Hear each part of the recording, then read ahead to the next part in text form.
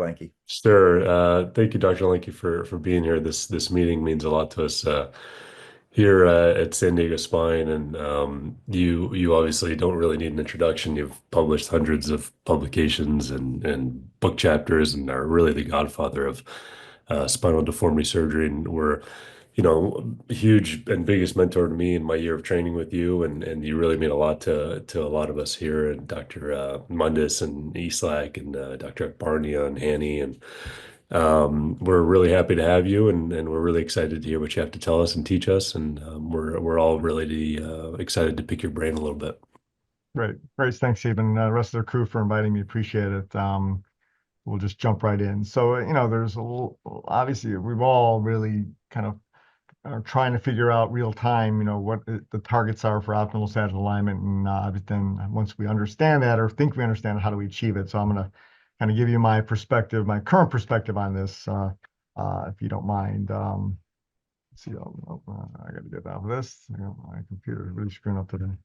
I think you're all aware of my electronic disclosures that I think will be influencing this, but that's for you to decide. So again, we don't know the targets exactly, but we know a lot more obviously now than we did even 2, 3 years ago. And I always kind of think of this globally, regionally, and segmentally. It's how my brain works, kind of from a global perspective, then regional and segmental, and then obviously those build up to the global. How can we get optimal alignment data? Well, ideally from volunteer studies on adults without spine disease, right? And ideally following these volunteers longitudinally, but that hasn't been done. To my knowledge, followed asymptomatic adults over time with x-rays to see exactly what happens to their spine. The closest thing we have is this means cohort that hopefully most of you are aware of. MEAN stands for Multi-Ethnic Alignment Normative Study, that I and many other surgeons from around the world kind of put together all our kind of EOS long total body images, including 468 asymptomatic adults between 18 and 80 years of age, between 5 countries you see there. So I believe this is the largest normative alignment database that exists, and we have well over 11 publications and many in the queue. So there's been a lot of research done on this database, which has been quite successful. So some of this information I'll kind of give you the targets comes from that data, and some is just from our Columbia cohort as well. But looking at the global targets, obviously, I use C7 SVA for 25, 30 years in my career. T1PA, thanks to TEMI, became very popular as well. We're all aware of obviously pelvic tilt and the proportionality of LL to PI, which plays some role but isn't a perfect target, as we all know. All these are kind of just informational things that we've grown up with the last decade to 15 years that are helpful.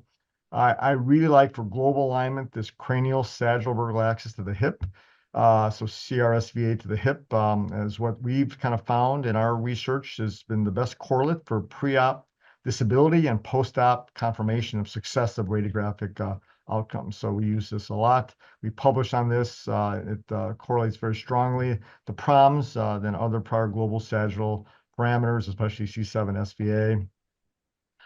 When we look at the means cohort from this and how do asymptomatic adults kind of stand from their overall TPA, SVA, and hip axis. Interestingly, if you look at the groups from 1 to 5, and this is age-based, group 1 is age 18 to 28, then all the way to group 5 is age greater than 64. If you look at TPA, there is a slight increase in TPA over time. Slightly more sagittal forward alignment. Same thing with SVA, and same thing with center auditory meatus to the hip, which is CBA to the hip. Same thing that decreases. So there is slight forward progression of the skull and trunk over the hips as we age, but it's very subtle, but it is real in these volunteers. And so what questions where they're coming from, we'll talk about that in a second. But going back to the CRSVA to the hip, we just had this accepted. I think this just got published in Journal Neurosurgical Spines. 363 patients we studied at our center. And again, a lot of statistical analysis done on a lot of radiographic parameters as well as their PROMs. And the bottom line is through very sophisticated statistical analysis, a multivariate regression did show that the cranial axis to the hip was the best radiographic correlate of improved PROMs, at least again in our database. So I really think that, again, assuming that there's no compensation in the pelvis and knees and lower extremities that we can see on X-ray, that you get the center of the cranium at or slightly behind the hip joints, you're going to be in pretty good shape radiographically from a global perspective, and should have a pretty satisfied patient. Obviously, all other things being equal, including complications, lack of complications. But it's a perfect example of this patient, 60-year-old. You see it came in a marked cranial axis to the hip imbalance of 8.74 centimeters. We do a L4 PSO 5 years post-op. She's basically sitting with a minus 2.73 centimeter cranial axis of the hip with markedly improved SRS scores and ODI as well at 5 years post-op. So again, this obviously an individual patient, but this is kind of how we use this to document our global radiographic alignment correlating with PROMs. What about from a regional perspective? Again, if we kind of look at the PIL mismatch, we looked at this from in the means database. Interestingly, we found over at least the aging of this volunteer population that lumbar lordosis really didn't change. You see the average lordosis in group 1, 18 to 20-year-olds was 57 degrees, and then over 64-year-olds was 57 degrees as well. So pretty steady, constant lordosis, which was a little surprising and a little bit different than what other studies have seen in volunteer studies. But again, this is the largest database, so I'm kind of going by this. But we did find, I guess not surprisingly, was that thoracic kyphosis increase. So TK, again, averaged 35 degrees in the young group and 44 to 45 degrees in the older volunteers. So over time, LL tends to stay pretty constant, but TK increases, and that's kind of where we think the increased slight forward translation of the trunk comes over time with aging. But again, obviously, there's always exceptions, but on average, and again, in an asymptomatic, very large population from around the world, this is kind of what we saw in our data. I want to give credit to Jeff Hills and Mike Kelly, really promoted this T4L1 hip axis or T4L1 PA as kind of a regional / global realignment target that I'm using daily now. I really like this. This has kind of changed my practice. I want to give them credit. So the goal here kind of is you measure, again, the center of L1 body to the hip axis to the center of the sacrum. Same thing with T4. Again, and here you see pre-op on this patient is 38-degree difference.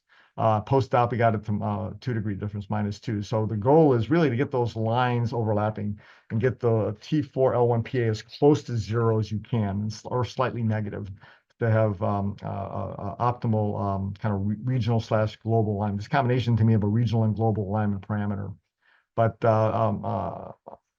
what we found in a recent podium presentation SRS that we did on our center study about using this information, 427 patients, so a large database, both in univariate and multivariate analysis, that basically the greater the T4L1PA independent predictors of mechanical complications. And the interesting thing was it's very tight. So the probability of a mechanical complication across your T4L1 pelvic angles post-op show that both over and under correction are associated with mechanical complications, and the kind of range was very tight. You had to be within -3 to +1 degrees to optimize the lack of mechanical complications post-op in this large series. So it's a pretty tight window that you're shooting for. You don't want to overcorrect or undercorrect this T4L1PA. But when you get it close to 0, you're in a sweet spot of having a good result. So here's another example of patient having a T2 to sacrum reconstruction. You see the pre-op and post-op T4L1PAs. Honestly, what I do now, I don't draw the PA. I just draw the line from the center body of L1 to the hip axis. Same thing with T4, and I want to see those lines as close to overlapping as possible. So I know I'm in the ballpark, probably within a few degrees here. So that's kind of my eyeball. And I like this because I don't really need to even draw these lines. I can kind of estimate in my mind, looking at where L1 body is sitting to the hip axis and T4 is, and make sure that, and that's what I do in the OR actually, or draw these lines. If I can see the hips to confirm that I've got my T4L1 pelvic angles as close to overlapping as possible, if that makes sense. So that's kind of what I'm doing now. What about segmentally? We obviously know there is variation in lumbar shape and lordosis, and we looked at this again in the means database, and not surprisingly, there is on average, a lower PI will have a lower total lordosis, not surprisingly, where a medium PI will have a larger lordosis, and those with obviously higher PIs will have higher lordosis. We all know that, it's not a perfect relationship, but we do know that obviously that distal lordosis is more constant we looked at the low PI, medium, and high PI patients. They all had between a 34, 35, 38-degree distal lordosis for the sacrum, whereas the change in proximal lordosis was more dramatic. So the low PIs obviously have a less than proximal lordosis, minus 14 degrees, and the high PI patients had a minus 27-degree higher average proximal lordosis. So that's where the change is as we increase our PI. So and this was shown kind of graphically here that again you see on the top that's the proximal lordosis basically increased with PI, whereas the distal lordosis, the chart below, Souter plot below, didn't really change much with changing PIs. And what's the kind of clinical relevance of this? Again, I really like this. If I get this to move here, it's not moving. But I don't know why this graph's not moving, but um, again, so way we think about this is everyone should have approximately 35 to 40 degrees of lordosis for the sacrum, and the low PI patients will have a small lordosis 12 to 4, and the high PI patients will have a large lordosis. And that kind of correlates with these T4L1 pelvic angles too. When you change the pelvic angle, only the proximal lordosis changes. You get an increasing, a higher sacral slope and increasing PI. The distal lordosis for the sacrum doesn't change much. So get off this so I can. And it's a slide. So here's, I think, a nice, clinical example of how we use this practically. So here's a patient who's got obvious PJK at a previous upper thoracic L4 reconstruction for scoliosis, but presented mainly with this PJK above. But if you really look, obviously, at the regional segmental alignment, he's got a patient had a lot of thoracolumbar to upper lumbar lordosis with a relatively small PI. So the patient's hyperextended from 12 to 4, basically. And it's probably precipitating the PJK above, let alone also the kind of straight rods on top. So there's a couple issues here, but again, certainly one of it is that there's excessive proximal lumbar lordosis, someone who has a relatively small PI. So when we treat this and extend up and realign the proximal thoracic PJK, I also do reverse PCOs and take away upper lumbar lordosis to give a more harmonious proximal lordosis that will hopefully minimize the risk of further PJK above because we've realigned the fixed part that was hyperextended below. So again, that's how kind of practically we're using this quantification of how much proximal lumbar lordosis we have based on the PI. And the pelvic angles are pretty close here to being optimized following that reconstruction as well. So those are kind of my current global, regional, and segmental targets. So again, how do we achieve these? Well, obviously, lots involved in this, and I kind of will cover 3 of these main topics. I don't want time to cover all 5, but we'll cover pre-op planning, prone positioning, and osteotomies. Pre-op planning is involved, obviously, now with any planning software. I use the unit platforms, but here's this osteoporotic hyperkyphotic patient, very stiff. See the osteoporotic collapse, vertebroplasty, very stiff deformity. So low pelvic incidence. Here's my pre-op plan, both for TK correction and patient-specific rod production that we're going to hopefully idealize the sagittal alignment with this. So here's the correction, basically, after a single level VCR, some PCOs, and obviously a long construct in this osteoporotic patient. So my target, though, is 46 degrees of kyphosis, got 43, so well aligned on that. And then obviously the T4L1 pelvic axis is spot on. And this patient had a very nice result from this. So that's kind of how we use planning software to kind of plan these, both from a numerical perspective, TKL, but I'm also planning the pelvic angles on this as well, T4L1 pelvic angles pre-op, so I can hopefully achieve this kind of pelvic angles intra-op and post-op as well. Just a word quickly about prone positioning, that you don't forget that, since obviously I'm a posterior surgeon, so prone positioning for me is a key for me. And as we published a while ago, you can get a lot of just spontaneous lordosis in those that have flexible spine just by positioning alone. We showed here we can increase lordosis by up to 18 degrees on average just by positioning alone. Those have flexible lumbar spine, depending on where we put our pads. So if we want to increase lordosis, we put our pelvic pads more distal, and sometimes we completely free up the ASIS to allow the sacrum and pelvis to antivert and flex as much as possible and increase lordosis. And then, if you don't want to change lordosis, we can block that by just putting the pads more proximal. But again, we can get a lot of correction, almost half a PSO correction, just by positioning in those that have flexible spine. So we got to remember that. And here's an example, just a patient with sagittal balance, lumbar kyphosis on the left upright supine. Obviously corrects that a lot. It's a flexible spine. We position it even more lordosis into an intra prone positioning, and we just got a little bit more with cantilever correction without any osteotomy. So here's again a correction of a flat back posture without any osteotomies, just by mainly correction by positioning alone. It helps us. So don't forget about that. But obviously, we love doing osteotomies, and those will help us a lot, obviously, in our correction and meeting our alignment targets.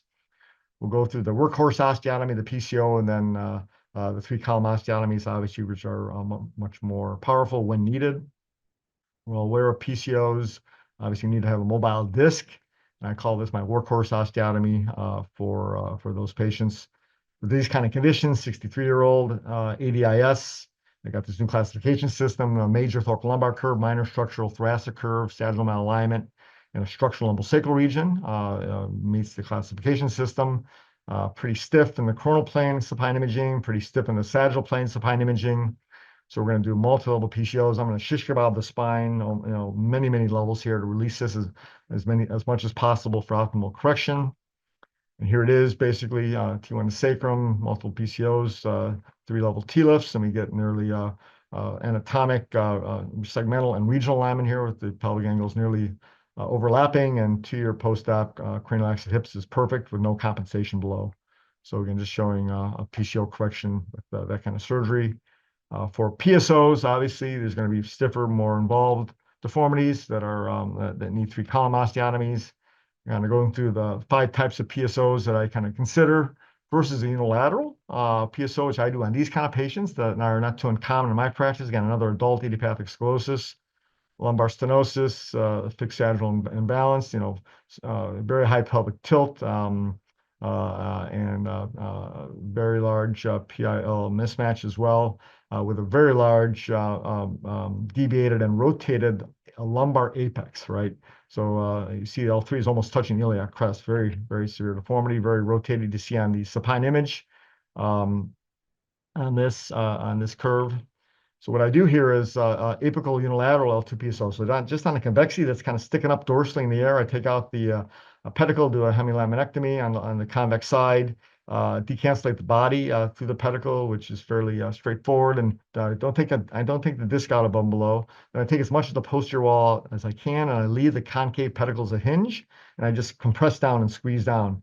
And that helps, obviously, helps with rotation, helps translate the spine medially, and then allows us to get this kind of correction on these kind of patients. Again, with the unilateral PSO and some PCOs above and below, interbody fusions, obviously, and very nice correction, coronally and sagittally, with a very nice pelvic angle restoration following this as well.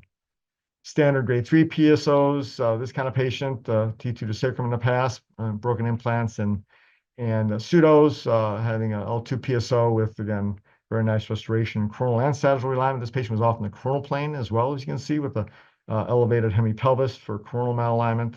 So here we are restoring overall global coronal and sagittal malalignment regionally, and here's the global films as well, following this L2 standard PSO. Extended PSOs, take the disc above and below out for more substantial sagittal malalignment. This patient, previous 3 to 5 posterior surgery, both coronal and sagittal malalignment, high pelvic tilt, very high PI, assuming very high T4L1 PL pelvic angle mismatch. So we'll do a L3 extended PSO here. There's just too much scar to do L4, L5. Ideally, I'd like to do L4 or 5, but there's just too much scar there. So I did an L3 extended PSO, 2-3 disc, and you see we have fairly good, not perfect regional alignment here with the T4L1 pelvic angles, but globally perfect cranial axis to the hip alignment following this reconstruction and extended PSO. Asymmetric PSO, it can be grade 3 or 4 for these with severe combined coronal and sagittal malalignment. This kind of patient had clips done 3, 4, 4, 5. Some type of dystonia, no formal neurologic diagnosis, but obviously something aberrant about this patient with this much severe coronal and sagittal malalignment, solid fusion down below, and lots of scar obviously posteriorly. So again, another grade 3, L3 grade 4 asymmetric PSO with a kickstand to help with coronal malalignment as well once we lock in the convex side.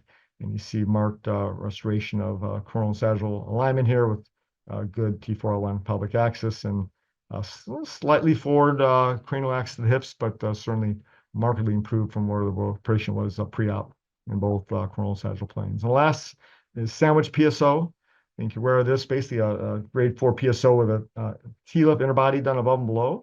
I call it a sandwich PSO with this kind of patient. T4 to sacrum in the past, implants removed, solid down to 5 with severe fixed coronal sagittal malalignment. You see the CT scan here, everything's fused except for 5-1. So here we're going to do an TLIF at 5-1, L5 PSO extending into 4-5. So there's a sandwich of bone in 5. Instead of doing a complete corpectomy of 5, I leave a wafer of bone, a sandwich of bone, but still can get a marked correction, not only in lumbar lordosis, but in sacropelvic realignment as well. You really take the sacrum and pelvis and antevertebral and flex it to correct the sacropelvic malalignment, which is really was necessary, obviously, in this patient that had a near more than vertical sacrum. So here's the ultimate realignment, coronal and sagittal planes, very nice T401 pelvic angle alignment. So here's just a diagram of that sandwich PSO going top left to right, TLIF 5-1, drilling out 5 pedicles, going into the disc above, and then collapsing the segment in the compression in the lordosis with the cage, again, 4-5 above, 5-1 below, with a sandwich of bone in between. I think a really nice way to get now, obviously a lot of correction, but also hopefully fusion, because we're fusing the inner spaces both above and below. And here's her cranial axis to the hip alignment post-op as well. So corrective maneuvers, we don't have time with that. Obviously, that's a whole nother talk, but obviously specific for sagittal plane realignment first, coronal second, axial third is kind of how I think about things. Intraop conformation, obviously, my mind kind of brain works in 5 steps from pre-op standing, pre-op supine, intraop pre-rod insertion, intraop post-rod insertion, and then post-op standing, which should replicate number 4, right? And obviously, we know if we can see the hips, I try and draw T401 pelvic angles on these intraop post-rod insertion x-rays. But the bottom line is in the coronal and sagittal planes, we need to get as much of the spine as we can visualized and measured and make sure that we're meeting our alignment targets. Because obviously, once you're in the OR and you stand up, you should replicate that obviously on your standing films. All right, so last couple slides, so went over a lot of material pretty quickly here. So the bottom line is, are we making improvement? Are we getting better at what we're doing as far as, especially in adult deformity, the 2 most common complications we see are revisions for PJK, PJF, and rod fracture osteoarthrosis. So with all this detailed planning and execution, are we better? Well, let me show you my results. The bottom line is, since I got to New York City, 2015, here is my yearly PJF rate. So this is my patients, adult deformity, needing revision by me within a year for PJF, all right? You see 2016, 1.7% of patients. That high, I guess, was 4.8% in 2020. 2022, 2023, 2024, 0%. Knock on wood, no patients revised PJK, PJF first year. What about implant failure pseudo rates? Again, all comers, adult deformities, and high, I guess, was 10% in 2017.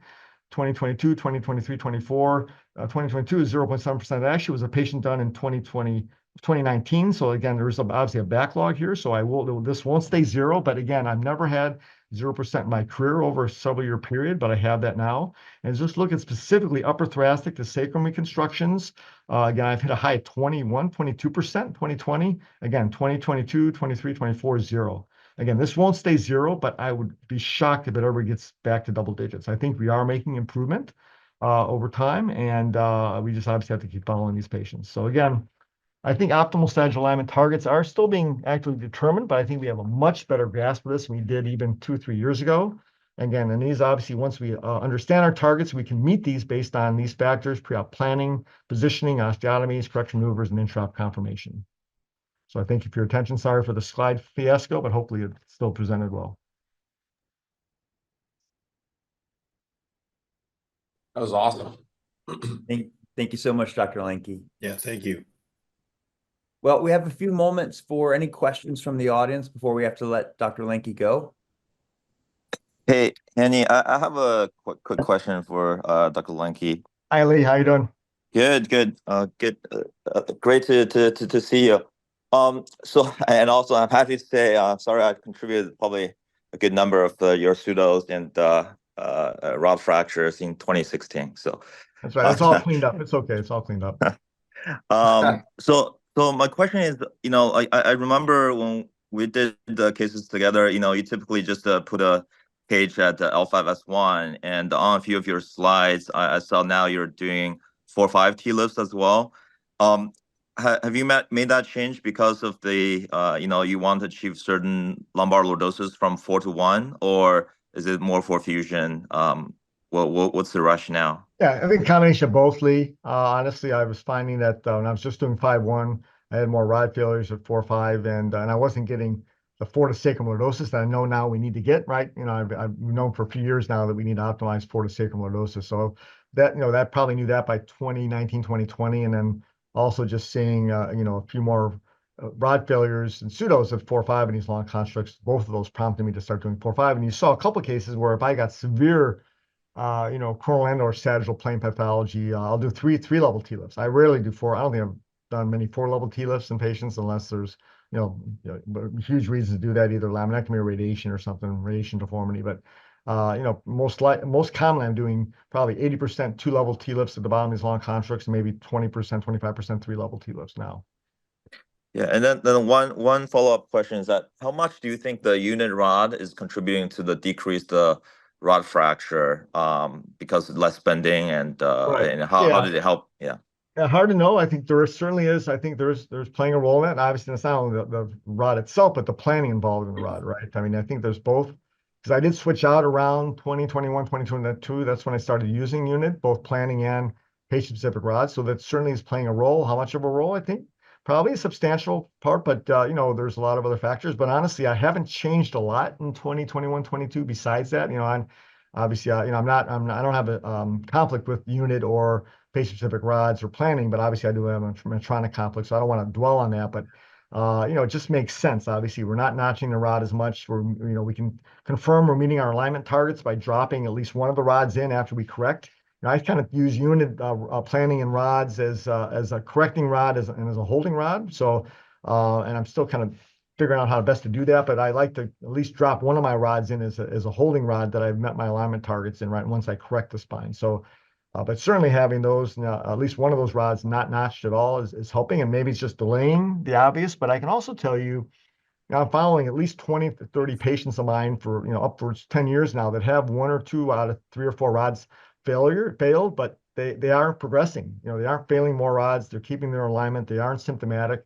So I do think you reach a point where there's I think some harmony that's reached and some homeostasis that even with maybe not a completely rock solid, absolutely solid fusion, that you're just kind of being held up, especially in these older patients, that you're not going to have any more rod failure and you're going to be fine, and you won't need a revision. So I think that's my theory, that even though we may see some rod failures to ultimately maybe at 5 to 10 years post-op, that it'll be so late that the spine will be so coalesced that even if it's not rock solid fusion, that we probably won't need to revise these patients as frequently as we did, when with 2 rods, we broke 2 rods with a deformity, you almost always need a revision, right?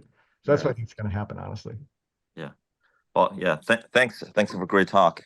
Yeah. Right. Thank you. So yeah, if someone has a question, I can't answer the chat. Again, something wrong with my computer today, but I can send the slides. You guys, you can distribute the slides. I'm happy to send the slides. I'll send them out, and yeah, please distribute them, use them, and let's all learn together. And the recording from the session today will be posted in about a week or so. David from Colorado, looks like you have a question. We have time maybe for 1 or 2 before we have to let Dr. Lenke go. Thank you, Dr. Lenke. That was a great talk. This is David Oyam from the University of Colorado. I actually have a 2-part question. The first is, I love how you reconcile the global, regional, and segmental alignment. When you are planning correction in thoracic spine, how do you decide how to distribute your thoracic kyphosis or correction? And then the other question I have is, with the unit rods, are you creating differential rod contours based on what you feel you need for correction, or do you create the rod to the target alignment you're shooting for and make it symmetric between the 2 rods? Yeah. So first question, thoracic kyphosis, I like harmony. I like whatever the apex is, like kyphosis is going to be. I want equal lever arms above and below. I think, and that's for whether I'm just doing a thoracic fusion only or a thoracic and lumbar. So I like harmony for whatever my apex of the kyphosis is. How much we shoot for, again, here's where I use my T4L1 pelvic angle. So I want T4L1 to line up, and so I'll shoot for the kyphosis that optimizes that, right? As well as perspective of how much lordosis we have below. So it's all kind of into consideration. And I also, I'm a shape guy. That's why I like looking at the planning software, because I like the shape, although I'm not a huge Bruce Lee guy. I mean, I appreciate his classification, but I'm kind of I just love looking at the post-op shape that I want to create. And for some reason, I've got a pretty good eye for that. Been doing this for 33 years, and then obviously then I confirm with the numbers. But I actually look at the shape first, and then I confirm the numbers second. So that's the way I kind of like doing this. But just make sure everything looks in harmony, right?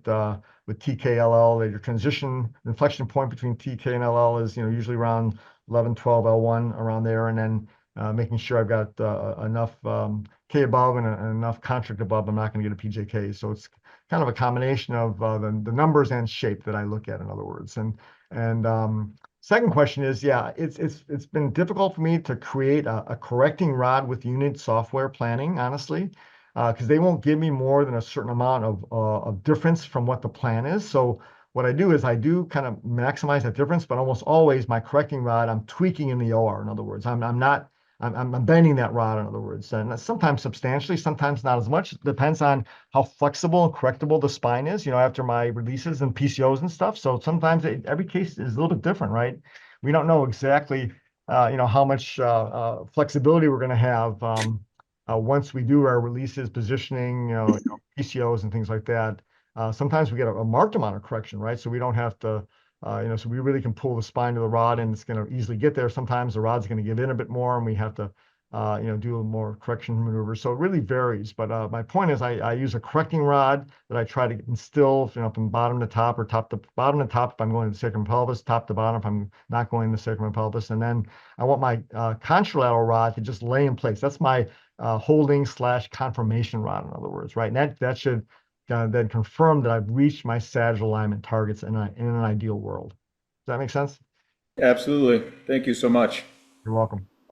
We'll take one more question from Dr. Hole in Minneapolis, and then we got to let Dr. Lenke go. Dr. Lenke, thank you so much for the talk here today. Two questions. One, as far as rod material, what do you end up using? Titanium versus cobalt chrome in diameter? And the second, biologics, what do you do to help minimize the risk of non-unions in these patients? Yep. So first one's easy. 6.0 cobalt chrome rods, typically dialed down to 5.5, the very top. So transition rods up top, but the main correcting rod, and we'll go almost sometimes to 1 or 2 levels short of the UIV with a 6.0 cobalt chrome. So I like a nice big stiff rod. Again, it's bent only in the sagittal plane, so I'm bringing the spine to the rod. And again, if I can't bring the spine to the rod, then I'll bypass it with a satellite rod that sits in the middle, right? So sometimes, with a huge coronal curve, you can't get the apex all the way to that straight rod. So I don't try and get it in. I'll basically bypass the apex and capture the apical levels with another rod, another straight rod, in other words. I want all my rods to be straight. If you look at my x-rays, all the rods are straight. Even sometimes there's some residual scoliosis, but the rods are straight, and so it's much easier to apply. But those are all 6.0 rods, basically, especially in the lumbar spine, thoracolumbar junction. But on top, I'll transition to 5.5. And the biologics, basically, I've kept this consistent since 2015. Basically, if I'm doing an adult, not to the sacrum and pelvis, T2 to L4, I'm just using a lot of autogenous bone and allograft, but fresh frozen, non-irradiated allograft for fusion. No biologics. If I am going to the sacrum and pelvis in an adult, basically I'm using 2 large kits, BMP off-label, obviously. And I've done that since 2015. I haven't changed. I've used 2 consecutively, so I'm consistent in that. So, and I like that because if I see a difference in my pseudo rate or rod failure rate, it's not due to change in BMP usage. I've been very consistent with that. And so that's unless there's a contraindication to using that, I'm using 2 large kits. Obviously focusing on lumbosacral region with the biologics. Awesome. Obviously, well, it is off-label, as I acknowledge, that is off-label, as we all know, right? So. Thanks again, Dr. Lenke, so much for participating. I think this is our best attended West Coast Fellows Conference, and certainly do the. You say that every Friday. You say that every. You caught me. Thank you, Dr. Lenke. All right, good to see everyone, guys. Appreciate it. Thanks, Larry. Appreciate you. I love Thanks. the Notre Dame reference. Yeah, go Irish. Love it. We'll celebrate it on Saturday. So let's Thanks, go. Dr. Lenke. All right, Thanks, guys. Dr. Lenke. Everybody. Have a great Friday. Take care, everyone. Take care. Bye-bye. Bye-bye, Larry.